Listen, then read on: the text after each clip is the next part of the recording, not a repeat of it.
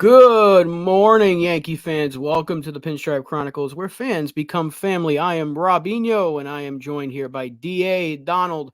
Uncle Tat's not with us today. He's got some things to take care of, so you got the duo right here. We're going to talk some Yankee baseball. First two games of the series against Oakland, 1-1. And I think we want to talk about that first game real quick because it was ugly. Ugly, ugly, ugly, ugly. But before we do that, let's say what's up to everybody in the chat so far. We've already got Dev, Stevie Beef, FJ, Medina, Joan, NFE was in here. Jonathan, of course, bright and early. Good to see everybody. So let's talk about that shutout. Donald, JP Sears, our old friend, Our old friend. put us in our place. How you doing, Lynn? Frederick, good to see you popping in. What was going through your mind in that first game, watching the offense get shut down? There's not much to say. It just flew by that game. We did nothing offensively. Did absolutely nothing. But credit to Rodon. Rodon pitched a hell of a game. He emptied his arsenal to try and get us a W. But at least he saved the bullpen, and he ate a lot of innings. He kept us in the game. Can't ask any more than that. He pitched shutout ball. He was great. Fortunately, our offense doesn't seem to want to show up right now. They're making really heavy weather of this ace pitching. The only we'll jump into the second game soon, but yeah, the first game, nothing, absolutely nothing to speak of. They just got absolutely shut down, and nondescript at bats. They seem to really struggle with anything that isn't right over the middle of the plate right now. Yeah, like the fact that we just couldn't score one measly run, and that's our fourth shutout of the season already. And I looked at from last year, we did not get shut out at all through our first 24 games last season. So we've already been shut out 4 times in our 8 losses.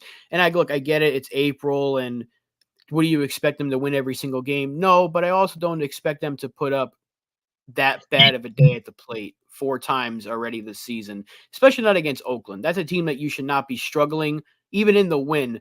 We talked about it yesterday. Just the offense didn't look good. But, I mean, we'll talk about the pitching. Credit to Rodon. Yeah, he pitched great.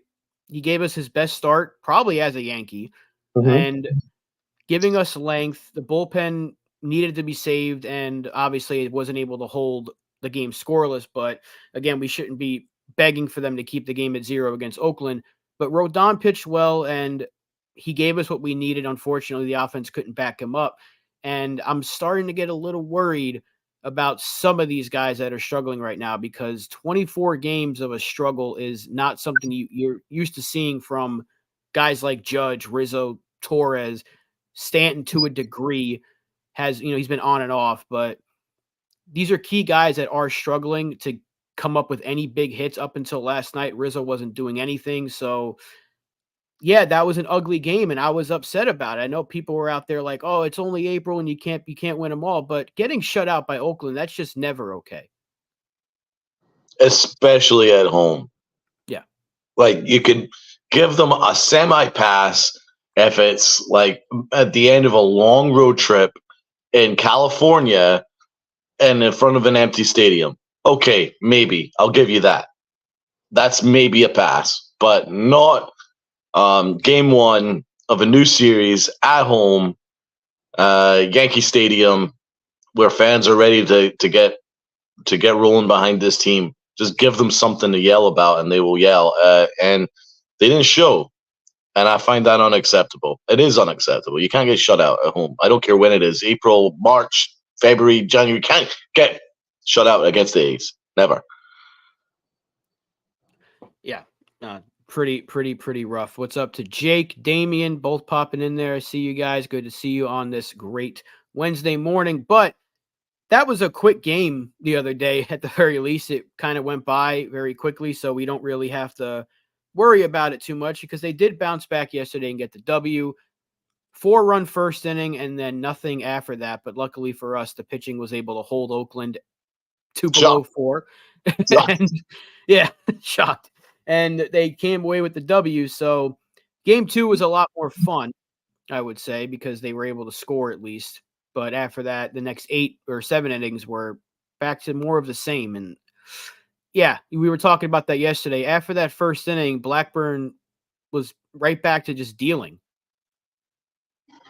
Yeah. So what I noticed in the first inning was that all his pitches were tailing right down the middle of the plate, and the Yankees took advantage. So at least they took advantage this time. But all his pitches were right down the middle of the plate. Stanton drilled it right down the middle of the plate. Rizzo took advantage of a pitch right down the middle of the plate. That's where we did our most damage. But then after the first inning, he fixed it. He fixed the location, and then he just started throwing a ton of sliders. And then he made the rest of the lineup look really, really stupid because he retired like 20 out of 21 people, incredibly, apart from a single in the second inning. That was it. That was it, and it was like 16 in a row. He retired. It's pretty embarrassing, man. You can't put a couple people on base. I mean, I kind of feel for those folks in Yankee Stadium. They must have been having a good snooze for the rest of those 7 innings because nothing happened. It was just bad at bat. So I'm not going to say that. I know Rizzo hit a home run. That was good and stuff, but it was right down the middle of the plate. It was kind of what you expect. It was a batting practice pitch. After that, he started to look stupid again because he was swinging at some really bad sliders. There was one time where he struck out on a slider that was basically bouncing in front of him, and he started throwing his helmet and his bat and stuff. He looked really frustrated. So I don't know. I don't know. I'm not necessarily saying he's all the way back either. I'm quite concerned about this offense. It just seems to be Juan Soto and a little bit here and there, and that's it. It's not sustainable. Like, this was our get right series. In my opinion, this should have been our get right series, and it's been far from that. Yeah, you're right. And Stevie he brings up a good point here about Judge. He looks like he's locking in and close to breaking out. I sure hope so, because it can't just be Juan Soto, man. Like, we talked about it with Judge last year and the year before. It can't just be one guy. And you're absolutely right. This is Juan Soto with a little bit of Cabrera sprinkled in, with the hot start from Volpe. That's really been it. As of late, Trevino's gotten some big hits, but he's far from reliable. And Verdugo's had better at bats, I'll say that, but he hasn't really been on fire. So it's been the Juan Soto show, and you saw last night, if he's getting strike calls on the outside of the zone, what more can he do? He's doing whatever he can. They're not going to pitch to him. It was clear as day. They, even with 2 outs and the base is empty, they're not pitching to the guy, and he No. still got called out. So there's not much more you can do. And it was the same thing with Judge 2 years ago. It was the same thing last year when it was just Judge and Bader that were hitting for that month of May. It can't be one guy. These guys have to break out. And look, the good thing is we are 16-8. They've won a bunch of games. They do have one of the best records in baseball. So they've been able to survive a sluggish offense. That's fine and all. But I'm not going to sit here and pretend that I'm not a little bit concerned about this offense, because 24 games in, your $40 million a year captain can't hit. Your $14 million second baseman can't hit. Your near $20 million first baseman can't hit. 27 million, whatever Giancarlo Stanton's making this year, he's been on and off. That's a lot of money on those 4 players alone that are making quadruple of what Oakland's entire payroll is, and we couldn't score a run against them from the second inning on last night and couldn't score against them all game, the first game of the series. So it's pretty concerning, but luckily there's plenty of time for it to turn around, and I do expect most of those guys to get on a streak, especially Aaron Judge. But Yeah. yes, Do you agree with that comment that from what you saw, that Aaron Judge is about to break out? I would like to think so. It was a nice swing, but outside of that, what did he do? You know, Exactly. he's had those swings all season where you're like, oh, he's close, he's close, his timing's off. But that's been 24 games now of his timing is off. So we're far from, oh, he didn't have that much of a spring training. That's past us now. This is not hating on Aaron Judge. This is just us being real about it. It's been long enough. He's had stretches like this in his career, but it's never to a point where he's looked this lost, especially when the rest of the lineup hasn't really done much. It looks a lot worse. And I know it's going to get better because Aaron Judge is too good. the rest of the league knows Aaron Judge is going to get going. They just don't want to be the team that has him have his breakout against them. So they're going to be pitching him differently. But it will be better. I'm just hoping it's sooner than later because we could easily be a 18-4 or 18 and the hell's our record? 18-6 or 20-4, which was just better offense. Getting a shutout 4 times is never good. Damian says Judge swings yesterday looked like Judge. Rizzo turning in an inside pitch looked good also. Let's not forget Blackburn coming into that game at a 1.08 ERA. Yeah, but they should have, you see what they did in that first inning, 4 runs, they tagged them, and then once he made the adjustments, the Yankees looked lost. And that's kind of what our complaint is. It's like they didn't adjust with the pitcher. If they had adjusted too, they probably could have tacked on some more runs. It didn't cost us the game by any means, but again, going from a 4-run first to then 1 base runner being an infield single or whatever it was a rough game to watch. So that comment doesn't account for the fact we got shut out off JP Sears. Right, exactly. And Nick, you can text him and find out where he is. I don't know what Tats is doing.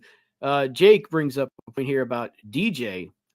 Hope DJ back and productive sooner than later. Well, let's talk about has anything to do about it. Yeah, let's talk about that because we were texting yesterday and you brought that up right after you saw the DJ news. He has his first rehab game and immediately gets pulled from it. Are we expecting to see him at all this year? I think you will, but not if our medical staff is leading the fray here, because once again the Yankee medical staff has made a massive mistake. Let's not forget that like 96 hours ago, he went for an MRI that said that his foot hadn't healed.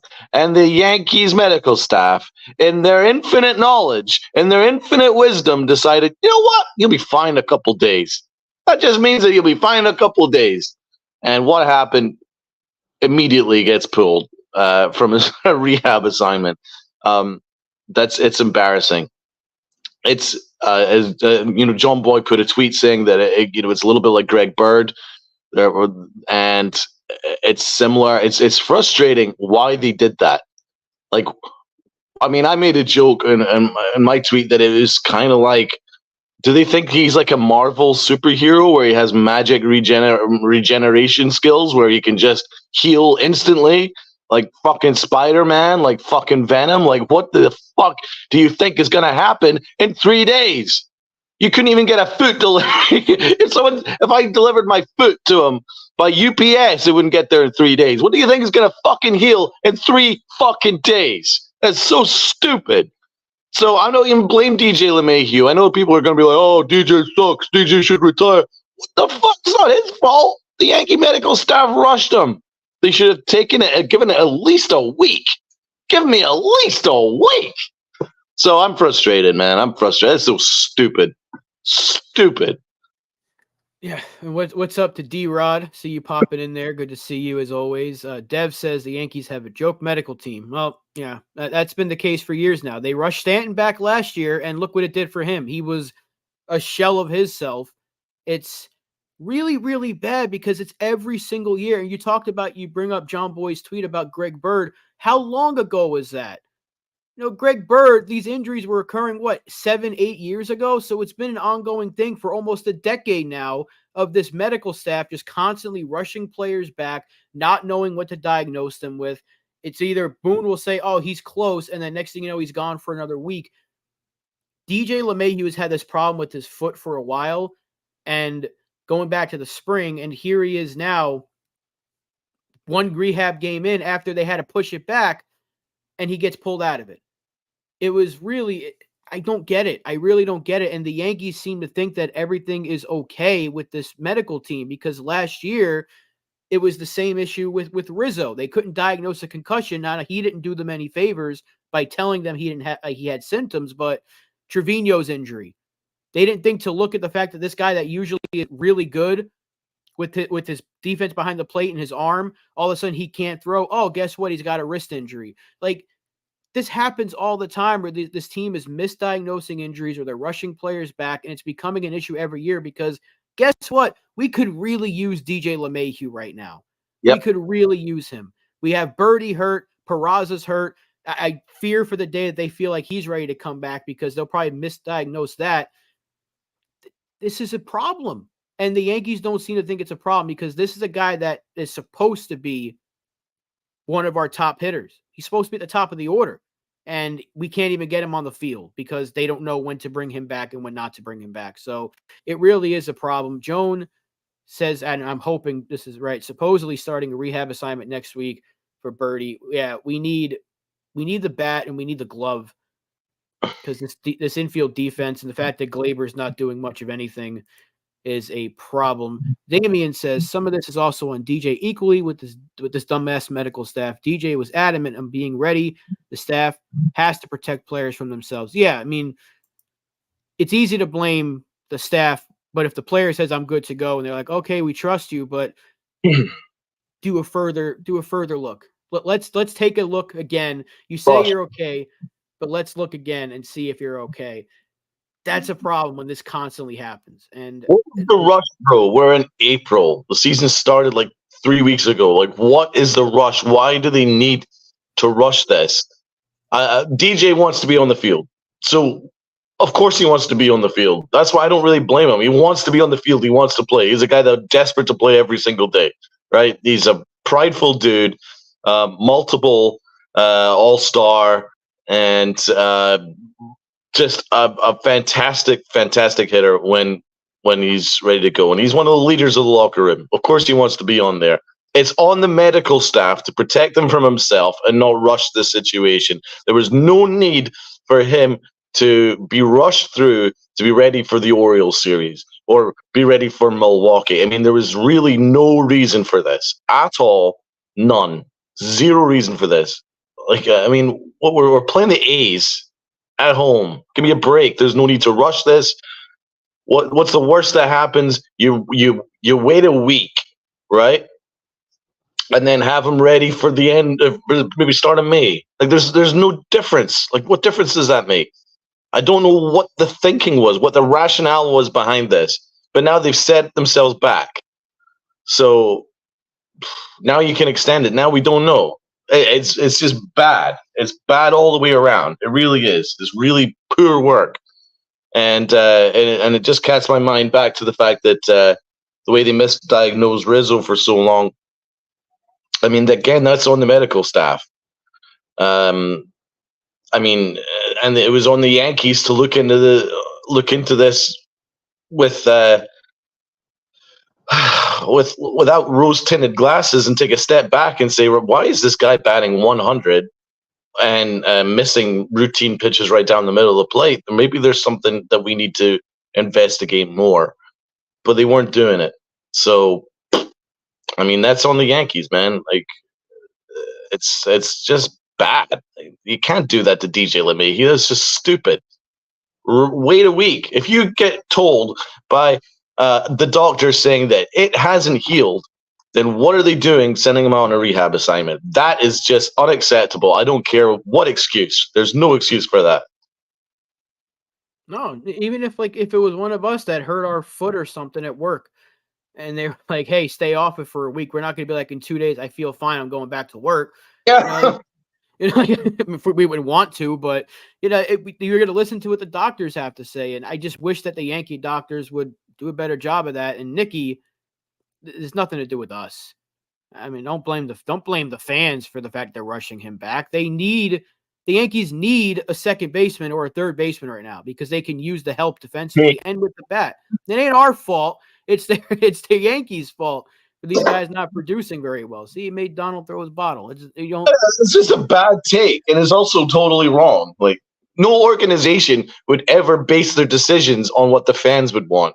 That's just bad decision making. That would be a really bad front office. That's what the Jets and the Mets do. That's not what the Yankees do. Brian Cashman has always said that he doesn't really necessarily care what the fans are screaming about. He tries to make the best decision possible for the franchise. So has nothing to do with it. And I think there's not one fan here that would be screaming and going nuts if DJ was asked to sit out a week rather than be rushed back and be then delayed further. So I'm sorry, that's a bad thing, bro. He's missed enough time anyway the last few seasons that another week without DJ is not going to be anything new to us. I would rather get DJ back when he's 100% than get him back at 75% where he might be prone to another injury. It's the same thing we all said all offseason about Dominguez. Do not rush him back. I don't care how fast that recovery has been for him, how unusual it's been because he's recovering really fast from it. Do not rush him back. Make sure that kid is 100% ready. Make sure every test you take is 100% clear before you put him back on the field. Because if they do anything to screw that kid up, it could potentially derail his career. Same thing with Garrett Cole. You don't rush him back. I don't care if the first day he's eligible to come off the IL, he goes, I'm good. No, you make sure he's 100%. They cannot keep doing this with these players. And it's not our fault. The Yankees have had this happen plenty of times with players that are not that important. They've rushed back several players because of needs. They rushed back Stanton last year because they needed the offense. They rushed back Bader last year because they really needed the offense and the defense. And Bader would be hot and then cold.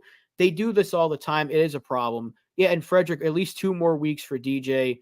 They could have waited another week, like Donald's been saying. Like another week just to see what it's looking like and bring him back in May. He missed a month. Okay, that's fine. You still have well over 100 games to go of DJ LeMahieu, and that's better than the potential of maybe half a season because maybe it's a fracture and they just don't know it yet. It could be a hairline thing.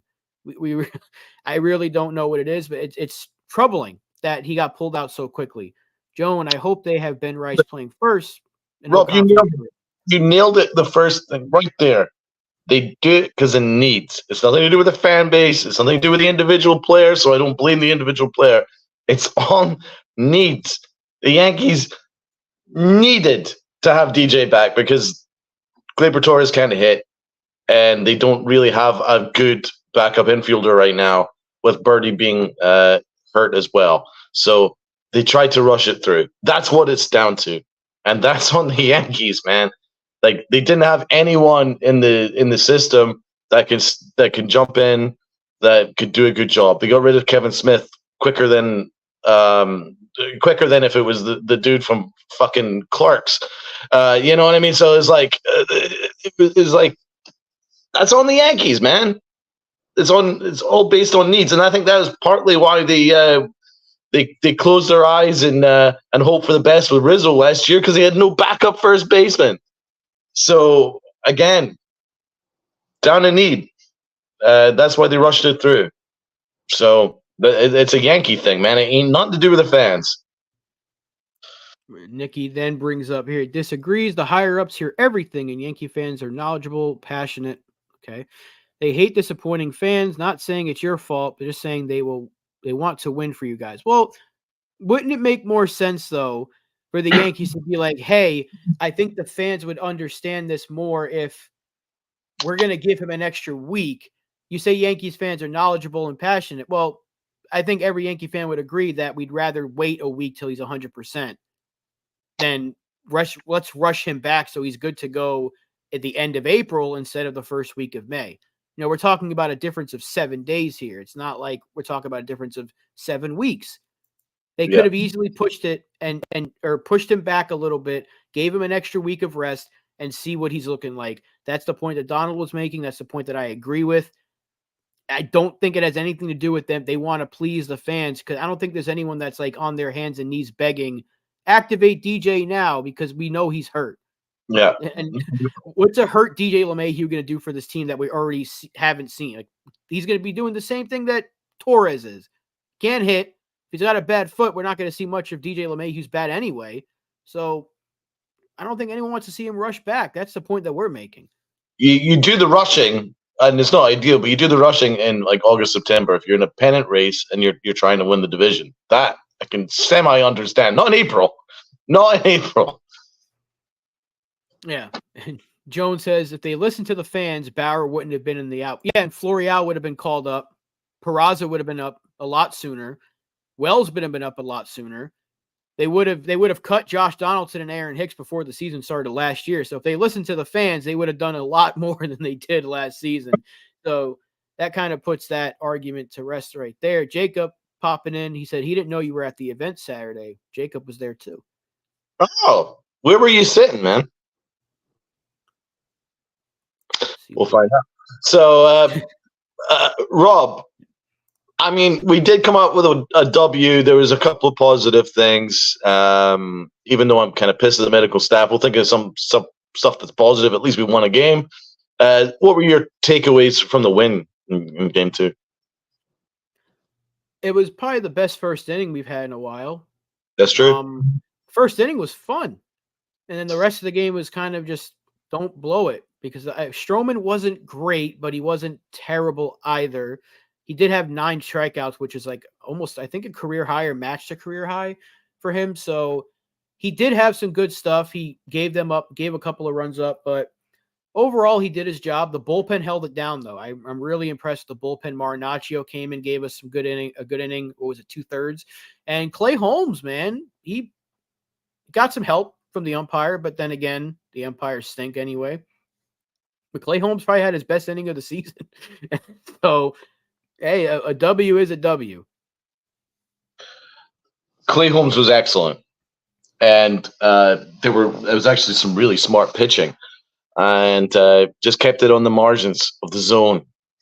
Leave it up to the umpire to call those strikes because that's what he was doing the whole game anyway. So, it was a smart call, and there was tons of nice movement on his pitches. His slider's been particularly good this year, and the sinker is always going to be a sinker. So he got some strikeouts. It was nice. So he wasn't just relying on the infield defense. He mowed them down. He looked really good. This is a better Clay Holmes, I have to say. Like, I feel more confident when he's on the mound, which is good because I'm not overly confident with the rest of our bullpen right now.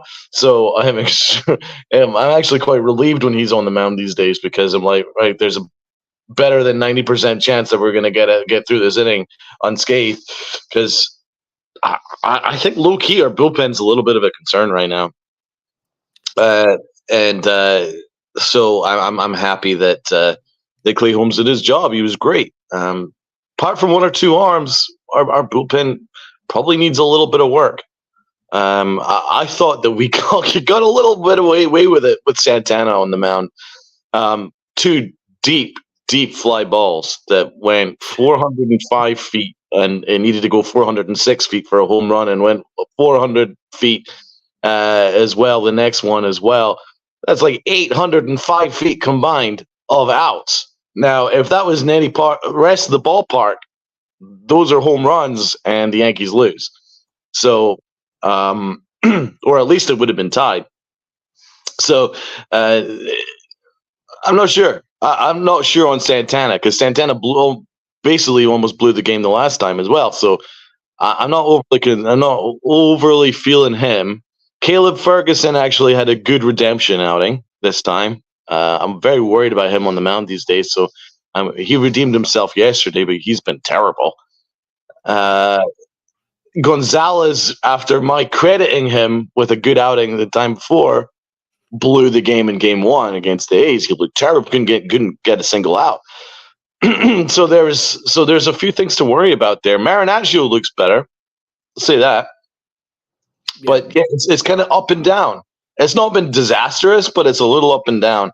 And there's not really that many guys that you'd be like, oh, good, we got this guy. He's going to be our horse. We desperately need that. And we're kind of relying on guys with injury histories as well.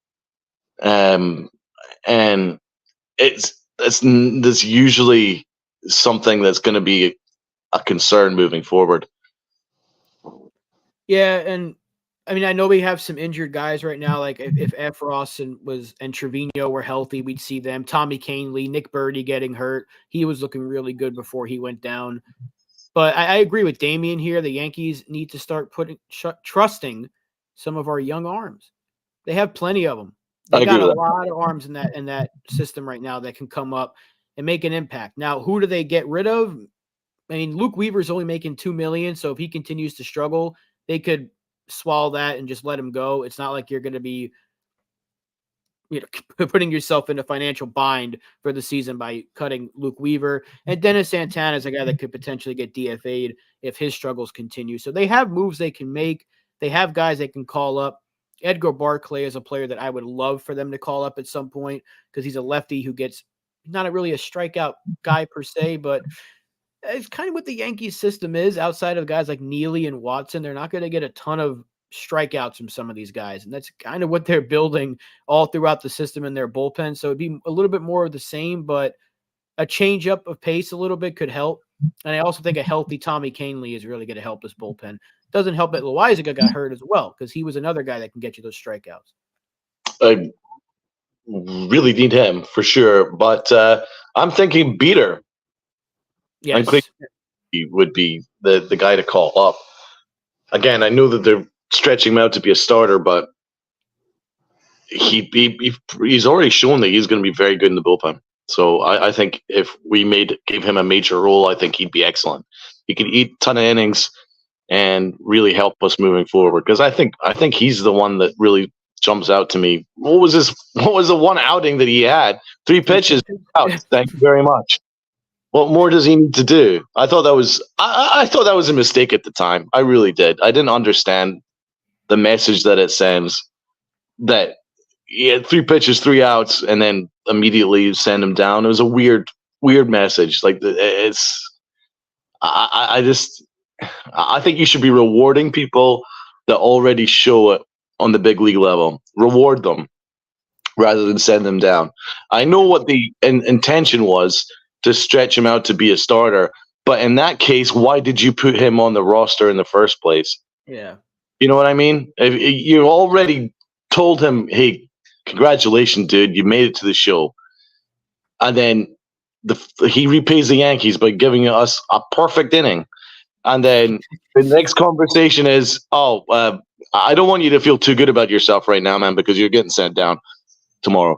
It's a weird message for me. Like, if you're going to do that to him, just call up another and then send him down. But you don't do that to Beater, who's already done a great job, and then to send him down. It's just a weird message. I didn't agree with it at the time, but it didn't make a big difference because we were winning. But it just kind of flagged up to me as something that was a little weird. If your intention is just to stretch him out as a starter, then don't call him up to the majors in the first place. But if you want him to be in the bullpen, then keep him in the bullpen. It's that mixed messaging that I just don't really get. It's what they did last year and the year before. Just have consistent ideas with what you want from your guys. Yeah, we heard that they were a little bit thin in Scranton with arms, so they had to make some moves, but you knew that you were going to be thin going into the season. Again, he pitched 1 game. You knew what the system looked like going into the season, so why not just keep him in Scranton instead of having him join the team and then call him and send him down after 3 pitches? I mean, it's not like he threw 3 innings and gave you 60 plus pitches. Okay, we're going to send you down, Scranton shuttle. He threw 3 pitches, and then I think Boone said, like, oh, we want to get a fresh arm up here. It's like, how much? Like, what?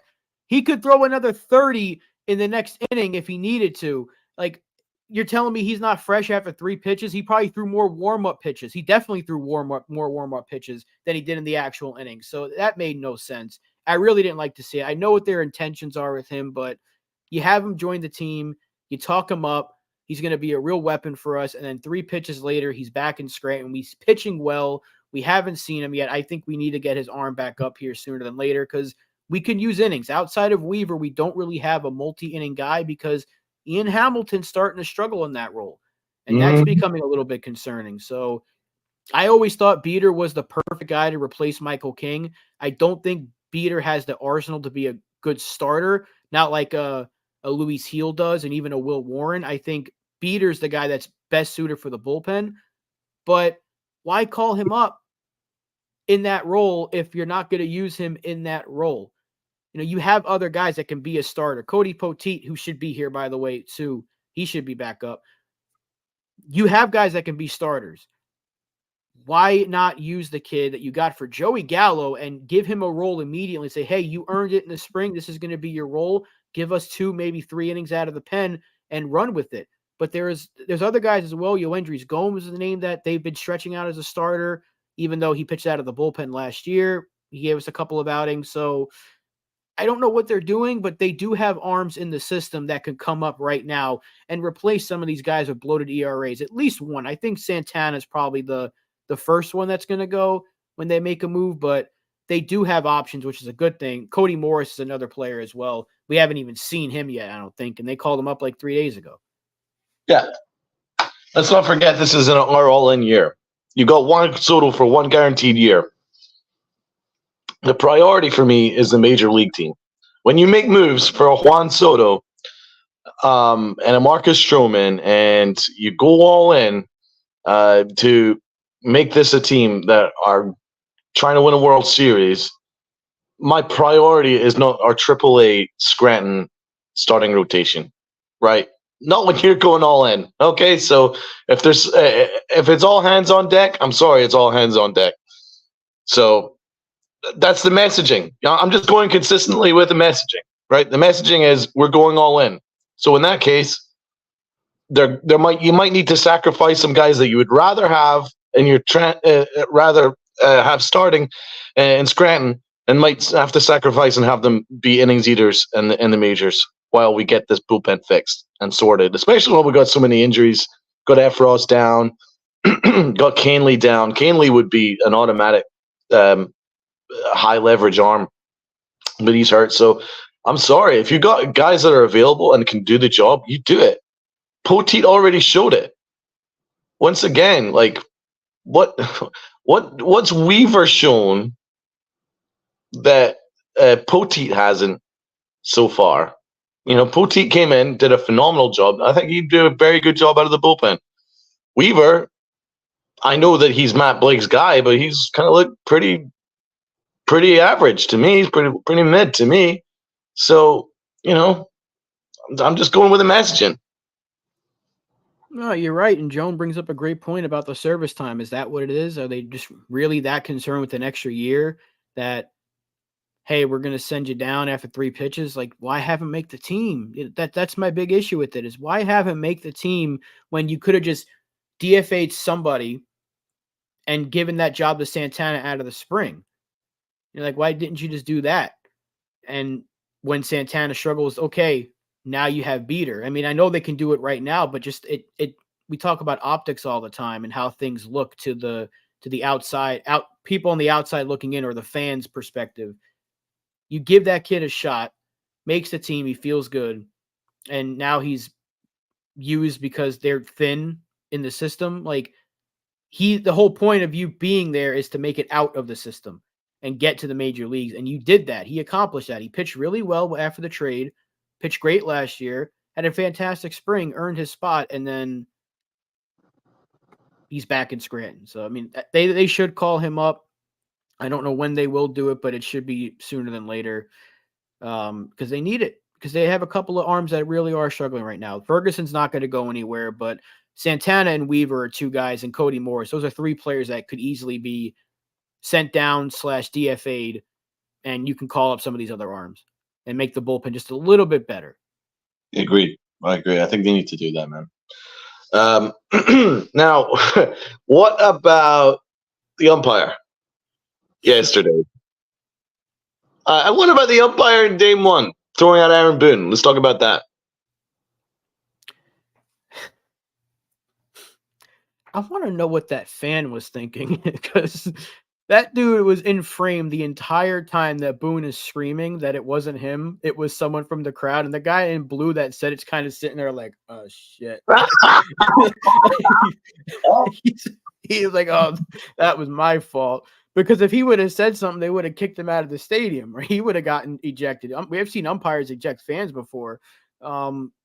These umpires have been they've been bad over the recent years, but this year especially, not even a month in, they've been atrocious. Like, I saw a missed call in the Rockies game where the guy was clearly out, and they said he took his foot off the bag, but you could see he had it on for like a good 2 seconds before his foot came off the bag, and they was like, oh, he's safe. And they had to review it and overturn the call. I'm like, what's the point of these umpires if they're going to consistently get shit wrong? And then the umpire said to Boone, I don't care who said it. You're done. Fuck! What more do you want Boone to do? He's trying to plead his case, and the guy goes, I don't care. Get out of here.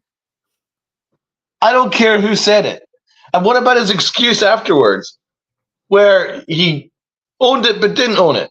It was basically like, oh, I heard something in that general direction, and Aaron Boone's the manager, so he has to take the brunt. I'm not going to throw out a player. What are you talking about, you moron? That's not how it's supposed to be. That's not what. That's not the criteria in which to throw out people. Oh, I heard something in that general direction. Fan, player, manager, doesn't matter. Whoever said it, don't care. I'm just fine. I'm going to throw out the manager. That's the dumbest thing I've ever freaking heard. Because that's also not the criteria. You've seen bench coaches, batting coaches been throwing out games. So it does matter who said it. Right? Well, you just saw yesterday. The batter complained, the A's batter complained to the umpire, and he got thrown out. It wasn't the manager. So I'm sorry, that umpire, Winstead or whatever his name was, he's just being an asshole. And he got it wildly wrong. And I think it's some sort of umpire's villain arc going on right now, where they're hearing rumors of robot umps. They're not getting the pay that they think they deserve. They're tired of people complaining about their balls and strikes called. And so they're like, they've come together and we're like, we're going to make this all about us. And we're going to piss off as many people as we possibly can, because we know that in the end it's going to be robots anyway. So let's just go and be as big an obnoxious asshole as humanly possible. And they have come together and they are torching the league right now. Well, in the first 2-3 weeks, it's been all about them. They have made this an outrage.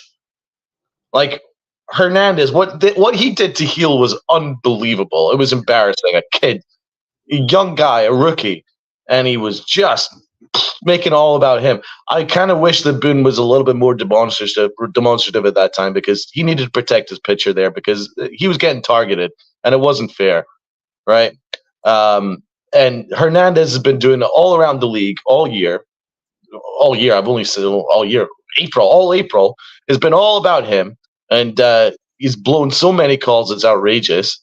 And then Winstead, he only had like an 89% success rate in terms of calls. Is way off.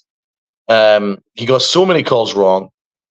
And this guy yesterday was another complete asshole. And I kind of had sympathy for the A's as much as I did the Yankees, because they both of us got completely hosed by calls way out of the zone.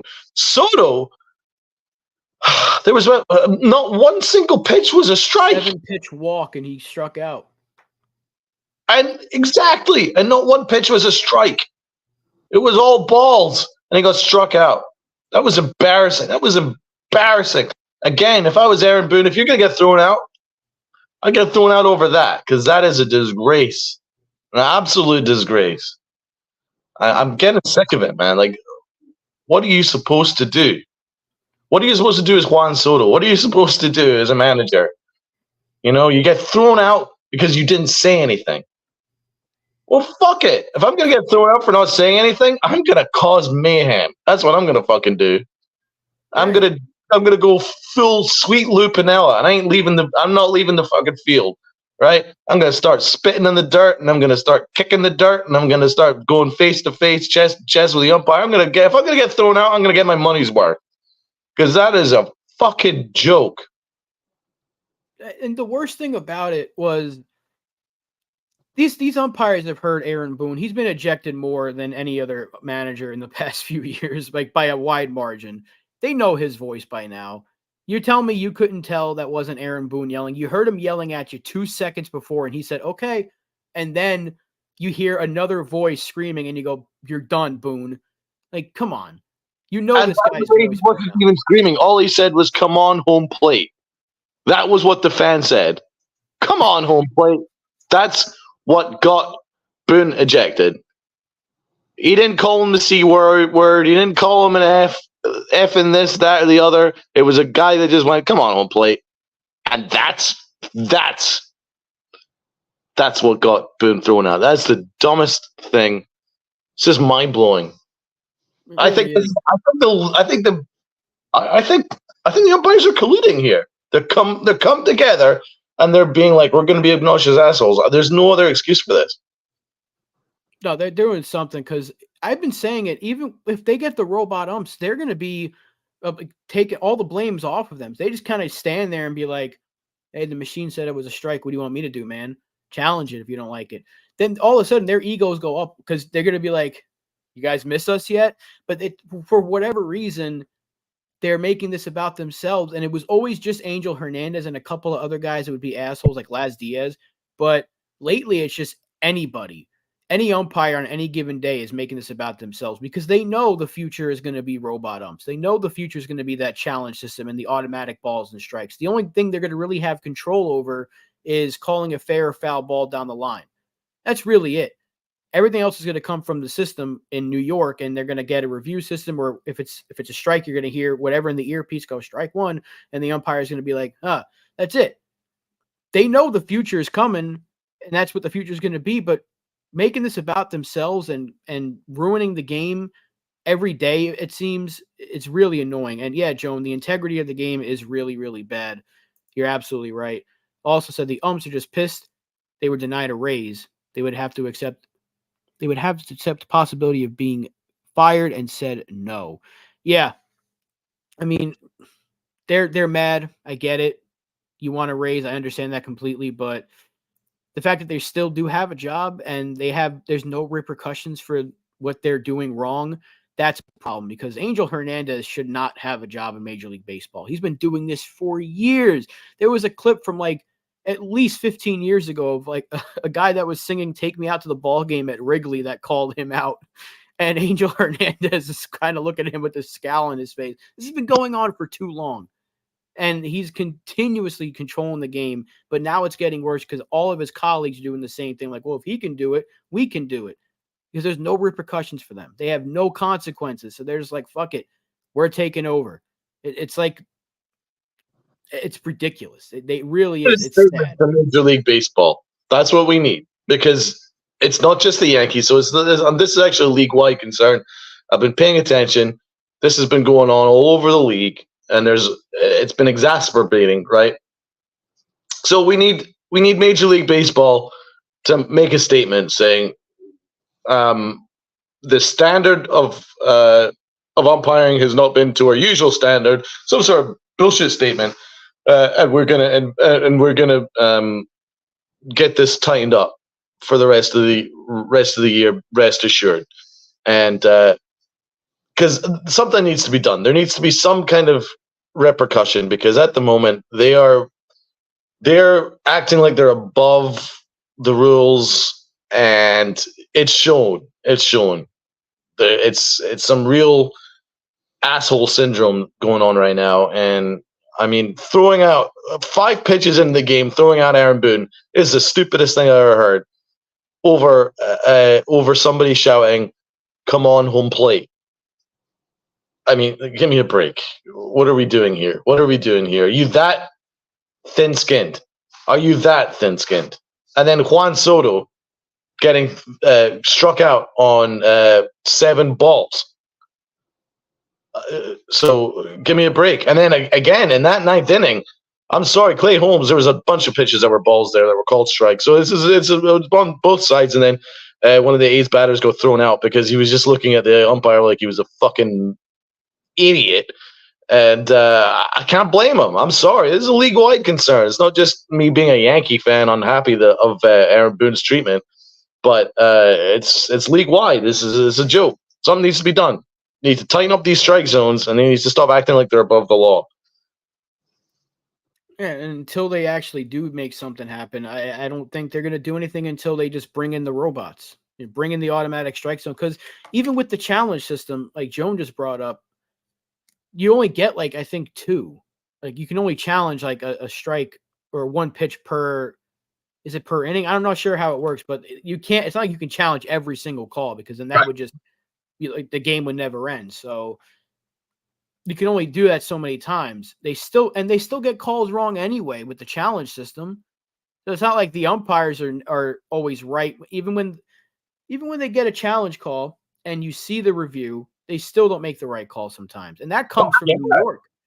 So that's not always them. So it's just all around the league.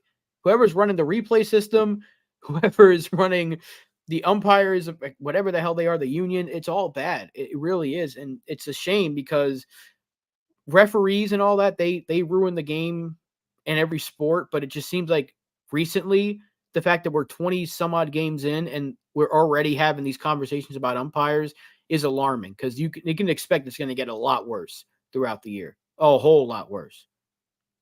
Oh yeah. Wow. So we've discussed the umpires, the bullpen. Anything else that we should be breaking down? I mean, we still got 2 more games left in the series, so we won't have our awards until Friday. So we can give our awards out for the series. But if we want to take a quick look at tonight's matchup, we can certainly do that. 7:05 start. It's on Amazon Prime, I I'm believe. actually gonna go to that game tonight. I'm gonna go get myself a ticket and go. Nice. So if anyone goes to the game, you can go meet Donald there. If you didn't meet him the other day, Jacob, you can go see Donald. It is Joe Boyle with a 7.23 ERA. So you can imagine what he's going to do to us tonight versus Clark Schmidt, who's got a 3.15 so far. Schmidt's been really good. He has been good. What are we expecting out of let's go with the pitching side first. What are we expecting out of Clark Schmidt tonight? 4 innings of shutout ball, and the 5th inning starts to struggle a little bit. No, he's been fine, man. I've been happy with him, bro. He's got good stuff, and he's been better this year. He's been much better this year than last year, even. And he was good last year. I like this run that he's on of like 5 innings of 3-run ball, 6 innings of 3-run ball. He's been just a solid starter, perfect for that 3-4 hole in the rotation. That's where he is. Good spot in the rotation for him, and he's doing his job. He just needs to make sure that he has a strikeout pitch. Yeah. I think he had in his last start, though, if I'm not mistaken, he's had 7 strikeouts in his last 2 starts in a row. Is it 2 or 3 starts in a row? I think he's punched out 7. So Why I think that he's definitely better than he was last year. He didn't really have a strikeout pitch this year. There was a lot of long at bats where you get to 2 strikes and then struggle to get the guy out. Not the case this year. Looks like this has been something he's been working on, and I'm excited. I'm excited to see him in person. Actually, that'll be fun. Lynn says she's in a reckless mood. 6 2/3. That'd be nice. I'll tell you, I would love to get close to 7 innings from Clark Schmidt. I'm thinking more along the lines of maybe like 5, maybe just a little bit over 5. Hopefully he can get you a couple of outs. He can give you 6. That'd be fantastic. But I'm going by what he has been throughout the last 2 seasons now. He's a 5-inning guy, maybe can get you 6. So give me 5 1/3, 5 2/3. The max I think will get is 6, but keep us in the game as these pitchers have been doing. All of our rotation, they've been doing that every game. They've kept us in it. So hopefully we can get more of that now because TC brought it up. Let's talk about how terrible the offense is. Do we think this offense is going to break out against Boyle? Because Nicky brings up that he's got great stuff, just zero control. So that usually plays into the Yankees' hand to where they're going to swing and miss a lot at a lot of these pitches out of the zone. well, thanks for that comment, Nicky. That's actually good to scouting. Well, God knows, I don't know what to expect from the Yankee bats this year. I do think that they're going to put together some runs. Just walk. Just take walks, and then put him in a position where he has to throw strikes, and then we could do some damage. I'm looking for a Soto home run. That's what I'm looking for. Give me a home run for the Soto. I think he's due. Maybe one for Judge too, as he's probably due. Yeah. I feel like the whole lineup is what was like 100+ at bats up until Rizzo's home run yesterday that they didn't have a homer. Crazy. Is the lack of power concerning to you right now? Because usually we're pretty high up on the home run list. I know that if we had like maybe 3 or 4 more, we'd be like top 10 or something like that. But the fact that Judge is barely hitting for power, Glaber hasn't hit for power at all. It's a pretty big lack of home runs from this offense outside of, I believe, Stanton. is the only guy that's really hit a few. That's right. And so, It's April. I'd like to. I like to wait till it gets a little warmer. Although it's pretty warm these days, but I'd like to wait till it gets a little bit warmer, and then there'll be a few more balls that'll be leaving the yard. There has been some times where the Yankees have actually squared it up pretty well, and it's been kind of caught at the warning track. So maybe when it gets a little hotter, these pitches will they'll go a little farther. So I'm not going to look too deeply into that right now. We have kind of leveled out our swing, but that's something that I've been wanting us to do. So I'm not going to complain about that. Gleyber Torres' lack of power, I don't think it has anything to do with anything other than the fact that he's just struggling. He's in his own head. Rizzo, as I say, apart from that home run yesterday, I haven't seen him really square up to anything. And I don't think that's anything to do with any philosophy change. So no overly concerned about that. Stanton looks great. I think if I was to be positive about something, we should be positive about Stanton. Because unless, but spoiler alert, unless something drastic happens tonight, I think Stanton's going to get an award because he's for this series because he's shown up and very happy with him, man. I think that was the decision to get a little slimmer has helped him. He's and he looks good. His swing has been good. He's been powerful, and he's been much better than Judge. Can assure you of that. He deserves some credit, Stan. He really does. Yeah, he changed his stance up a little bit too. He's a lot further down, so he's not missing at as many of those breaking pitches out of the zone.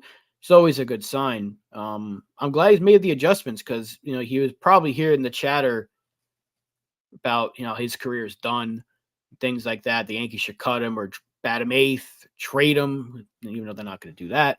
So I'm glad to see Stanton showing up, but I would really like to see Aaron Judge get one out today because I'm hoping that yesterday was a start, maybe a run for him, but I need to see Judge hit some home. I know the power. I know it's only April and the weather warming up will help, but seeing Judge missing this many pitches this early is a bit concerning to me. I know it's not going to last forever, but I definitely need to see Judge hit for even if it's more line drives and gappers, like he did yesterday in the first inning. Give me more of that, and I'll really start to believe that Judge is turning the corner, as Boone would like to say. Yeah, I agree. Let's see what you can do then. We saw yesterday you squared up in a couple pitches. Yeah. Let's see if he can do it consistently in this time. I don't know. Do you think this is a major concern, or do you think maybe in time this will be not an issue at all? I think in time we're going to see Judge is going to be Judge again because he has had stretches like this. If you look deep into it, the analytics, his rolling weighted on base has he's hit a low point like this in previous, even in 2022, he had one of these slumps and he hit 62 that year. So I think it's only a matter of time before he does get going, but it doesn't change the fact that I still would like to see it sooner than later because if he starts hitting, that means Soto is going to start hitting again. Even though Soto has still been hitting, they're clearly pitching him differently because they know Judge is slumping and they know the guy behind Judge is slumping. And they know that Torres is slumping. So why take my chance with Soto if I can maybe get Judge to chase or if I can get Rizzo to roll over one? So if Judge starts hitting, that means Soto is going to be feasting. And if Soto and Judge are feasting, then guess what? Rizzo is going to get better and Stanton will get better. And it's going to be this domino effect. We need those two have to be killing it.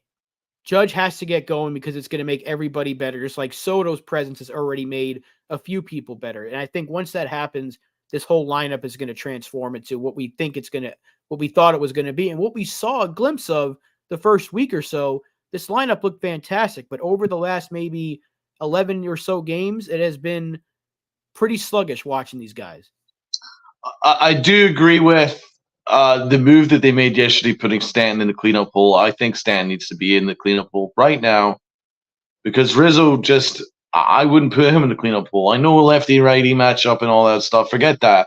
Rizzo just because he hit that home run yesterday, I'm not seeing enough for him to get that cleanup spot because he needs to be proper. We need a proper protection for Aaron Judge. Stan has been that so far this year, um, and he, credit to Stan for that big hit yesterday. We needed it. We needed that breakout hit, and he did that. So I think we keep him in the cleanup spot because Rizzo is not doing enough power wise this year to earn that to give Aaron Judge that protection that he needs. Yeah, I absolutely agree. I think you probably keep the lineup the same as it was last night, and I'll tell you what I'd really like to see is Austin Wells get one Oh my because God, what's going on with Wells? he's looked so bad. I know early on, if you look at his Savant page, I'll pull it up in a second, but I did want to answer Nikki real quick, asking if Judge has lost any bat speed. He's still hitting at a very high exit velo. Like he's in the red for most of his offensive stuff, but he's not squaring up. That's been his issue, is he's missing. He's missing the sweet spot by a large margin. He's a 34th percentile in sweet spot percentage. That's usually like 90 something with Aaron Judge. So Yeah, he's been swinging at a lot of sliders off the plate. yes, It has been unusual for him. He's not usually this bad at reading sliders off the plate, and there's been a big hole in his swing so far to start the year. That's kind of what I'm seeing. But yeah, he has been late. Even in that at bat where he hit that double down the line, he missed two cookies in that same at bat where he just fouled off behind him, and I was frustrated. I was like, "Come on, how are you missing that?" But then he came back and got the double. So he's still missing cookies. yeah, and I think it was the first game where he struck out looking, and the pitch was like right down the middle.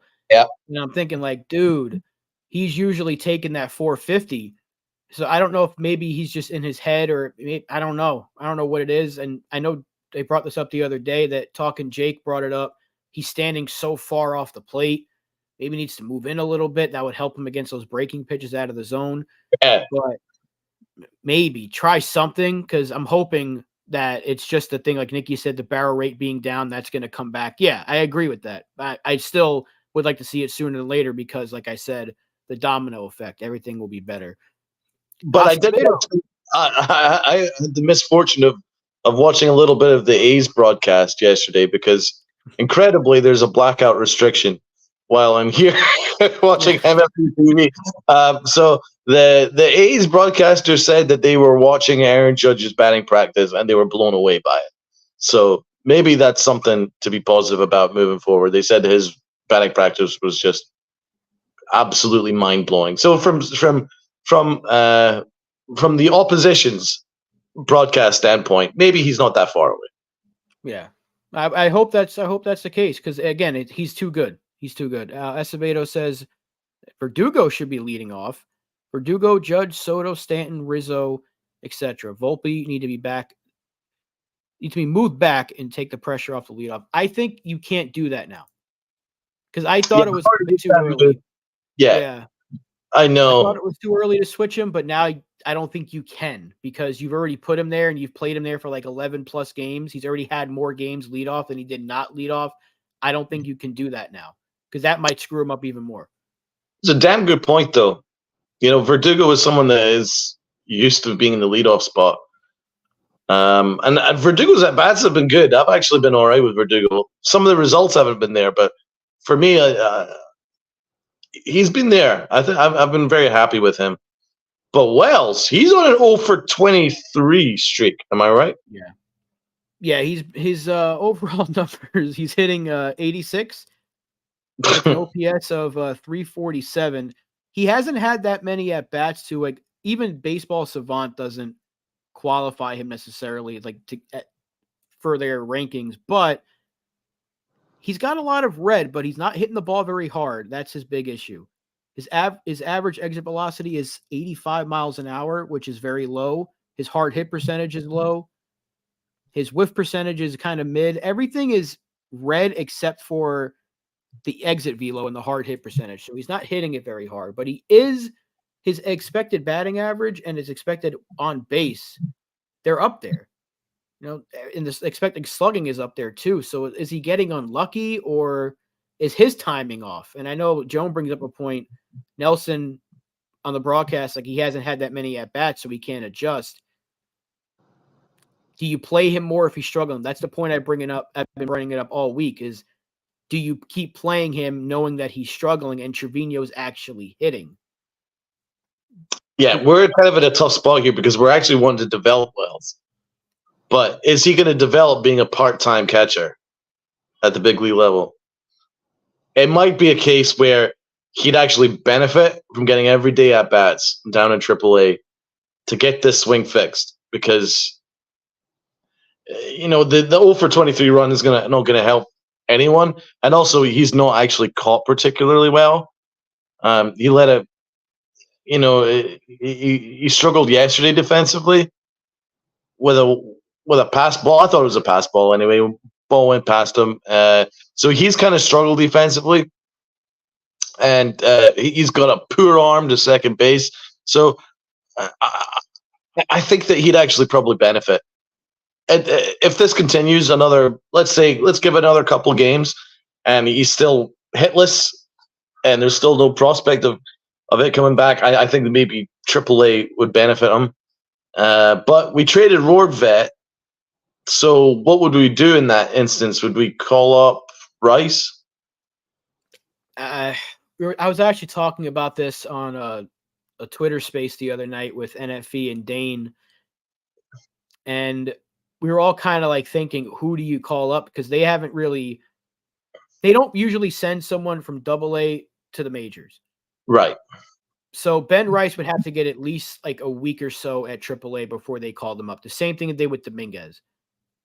So they haven't put him at AAA yet. I think he's out of the question. The only other option would be Narvaez, who isn't necessarily hitting. However, he's probably suited better to be a backup catcher anyway. And that's what Dane was saying. So maybe that works. This way you can have Wells get everyday playing time. Ramirez, I think he's not ready yet, TC.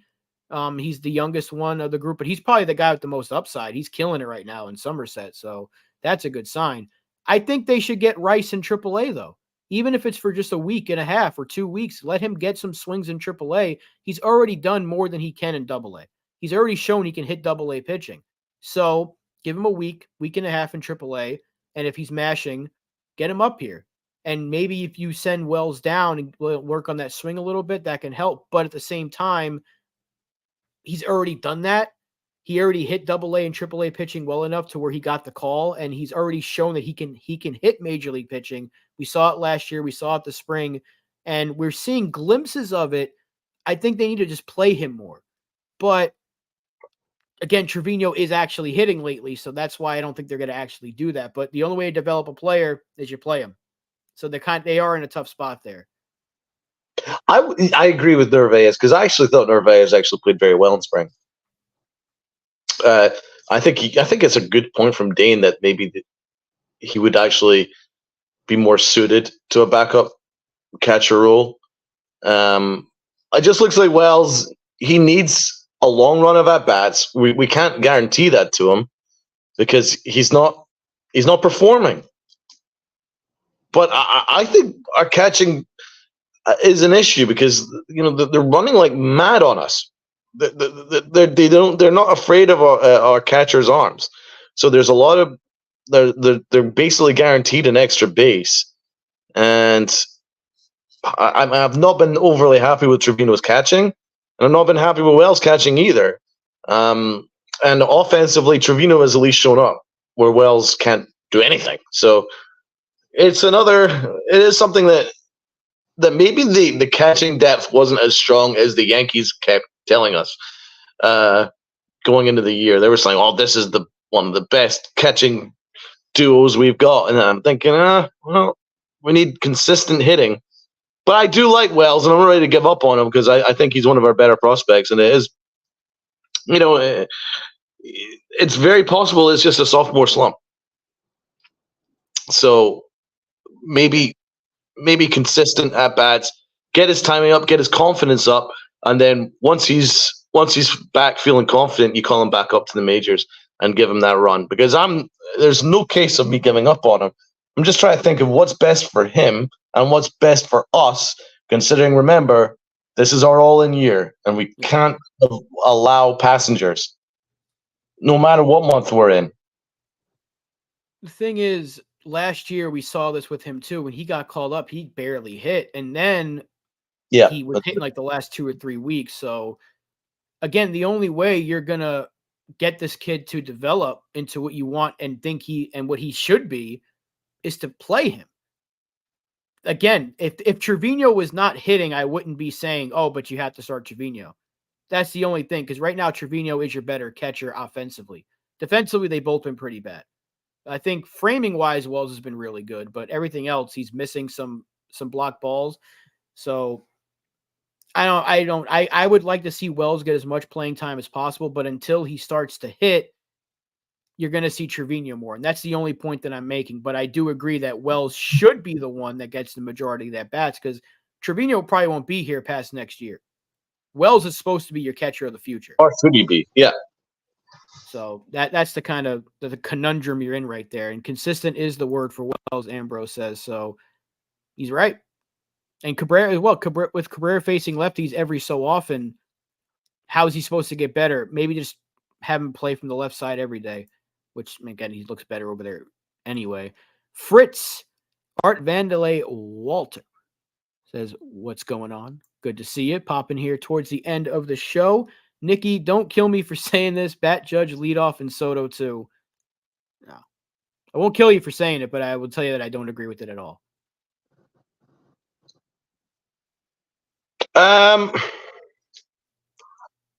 Well, no, but I think it's probably an element of he'll probably get better pitches to hit because Soto will be behind him. But I never agree with you with power hitters batting leadoff. It's just never something I agree with, unless the old school baseball fan in me.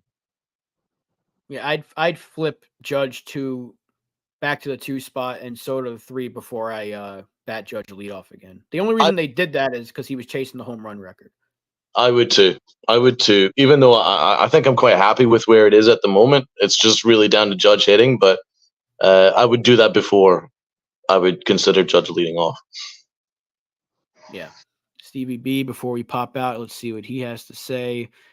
There's no one that's ready in AAA to swap Wells. That's the closest one is Narvaez, and I don't know if he's necessarily ready yet. But again, to be a backup might be the case. I just don't want Trevino playing every day, so that's why I don't want them to send Wells down, because I know this is not going to last with Trevino. But we always talk about riding the hot hand, so you got to ride it until it cools off, and it will cool off because it's Jose Trevino. But until that happens, you kind of have to play him. But there's also the case of how you develop a young player. That's the argument there. So that's why you're kind of stuck between a rock and a hard place there with the catching situation. But I also want Glaber to be playing every day, but we've got no option because there's no backup to him at the moment. Right. So I would like to see them give Caleb Durbin a shot. And Vivas just finally got activated yesterday, so maybe he'll get a look later in the season. That would be good. I like him a lot. So there are issues that need to be resolved, but remember, we're only going by what we've seen, what we see in April. It's a big long year, and it's amazing how narratives can change. In a couple of weeks' time, we might be laughing at the fact that we're debating Wells and Torres and things like that. It could all change, and then 2 weeks from now, both are hitting. So who knows? Who knows? But we're only talking about what we've seen at the moment. 0 for 23 run isn't sustainable. So we should probably be looking at other options short term if this continues. But he does need a couple more games just to see what we got. Right. And let's see. We'll get Fritz's take in here before we pop out. Far improved offense, but still I don't trust them. That's fair. Not doubting they'll heat up. More concerned that they cool off like this for 1 or 2 weeks in October. Struggling is part of the game, but you can't be dead. That's a good point, because they have looked dead at times this year, and especially recently. It's been brought up a few times in the chat, like they've scored 4 out of the last 40 some odd innings. So that looks pretty dead. And hopefully and we know that's not going to keep up. But again, the guys we've already mentioned several times in the show need to step up before that happens. And it will happen. Just sooner than later would be nice. That's all we're saying. We're not complaining. We're not hating. We're not jumping off the building here. We're still a 16-win team, 24 games in, and there's plenty of room for this team to improve. The good thing is we have these complaints while we're winning. So completely agree. Yeah. But let's just make sure we win this series. We have to win this series. Like, I wanted a sweep. Sweep's gone, but win the series. Win every series you can, and we'll be okay. Have to win the series, though. Absolutely. So that is going to wrap it up for us here today on the Pinstripe Chronicles. We'll be back Friday, Donald and myself. I believe Uncle Tats is still out for Friday, so you guys will have to wait till Monday to see old Uncle Tats. But we're going to get his awards because we will be wrapping up the Oakland series. We'll have our weekly awards for that. It was great to see everybody in the chat. Prospect of the week, we'll get that mixed in there. Prospect of the week is coming back finally. I can't wait to do that. Excited to talk Yankees prospects. Thank you to everybody that was here. It was good talking Yankee baseball with you. And we'll see you again Friday. And as Uncle Tats always says, wear those pinstripes of pride, play hard.